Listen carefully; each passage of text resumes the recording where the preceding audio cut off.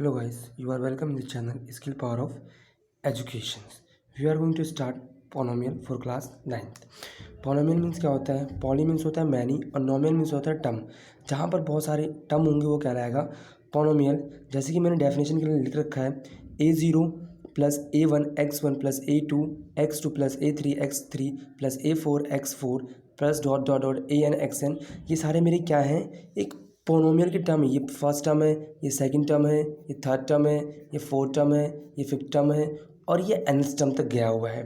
तो ये मेरे क्या हैं? पोलिनोमियल हैं। अब यहाँ पर जो a0 है, a1 है, a2 है, a3 है, a4 है, an है, वो मेरे क्या होने वाले हैं? वो सारे मेरे रियल नंबर होंगे। क्या होंगे?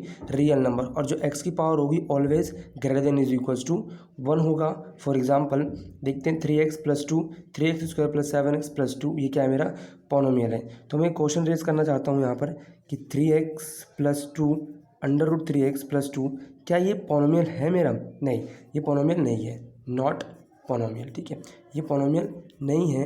क्यों नहीं है पोलिनोमियल? क्योंकि यहाँ पर पोलिनोमियल नहीं है क्योंकि यहाँ पर जो x की पावर है वो क्या है? 1/2 है, हाफ है, इसलिए पोलिनोमियल नहीं है। Now we come types of polynomial. अब हम टाइप्स ऑफ पोलिनोमियल पे आते हैं। उसमें पहला क्या है मेरा? टाइप्स ऑफ पोलिनोमियल दो तरह से होते हैं, बेसिस ऑफ टर्म और बेसिस ऑफ डिग्री के आधार पर, पद के आधार पर और पावर के आधार पर। बेसिस ऑफ टर्म के आधार पर तीन तरह के पोलिनोमियल होते हैं जो कि क्या है? मोनोमियल, बाइनोमियल और ट्रिनोमियल। मोनोमियल क्या होते हैं? मो मीन्स होता है वन, नोमियल मीन्स होता है टर्म। जहाँ पर वन टर्म होंगी वो क्या कहलाएंगे? मोनोमियल। और उसे हिंदी में हम क्या कहते हैं? एक पदी। जैसे एग्जाम्पल के रूप में लिख देते हैं ax एंड 3x स्क्वायर, ये मेरी क्या है? मोनोमियल है क्योंकि इसमें एक टर्म है तो मोनोमियल हो गया।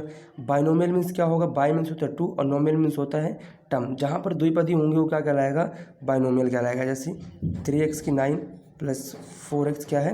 बाइनोमियल है। अच्छा, ट्रिनोमियल क्या होगा? जहाँ पर तीन पद होंगी उसे क्या कहेंगे? ट्री मतलब होता है 3 और नोमियल मीन्स होता है टर्म।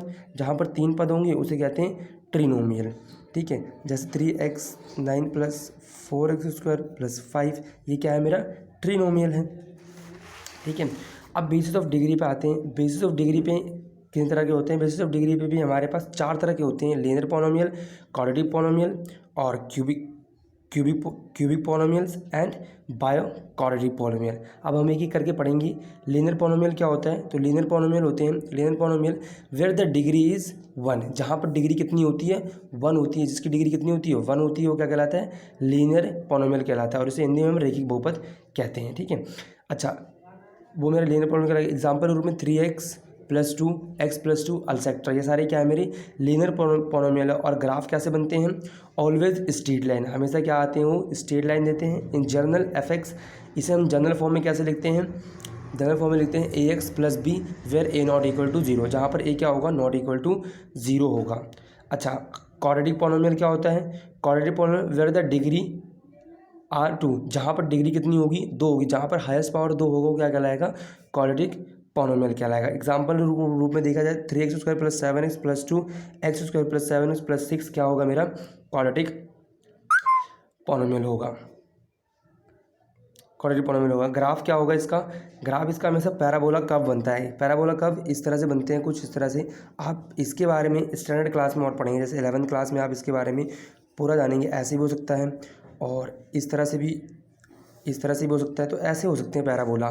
ठीक है, इन जनरल में से कैसे लिखते हैं? fx ax square plus bx plus c, जहाँ पर a नॉट इक्वल टू 0 होगा। ये गलत कंडीशन है, a नॉट इक्वल टू 0 होगा। ठीक है, फर्दर अब आगे बढ़ते हैं।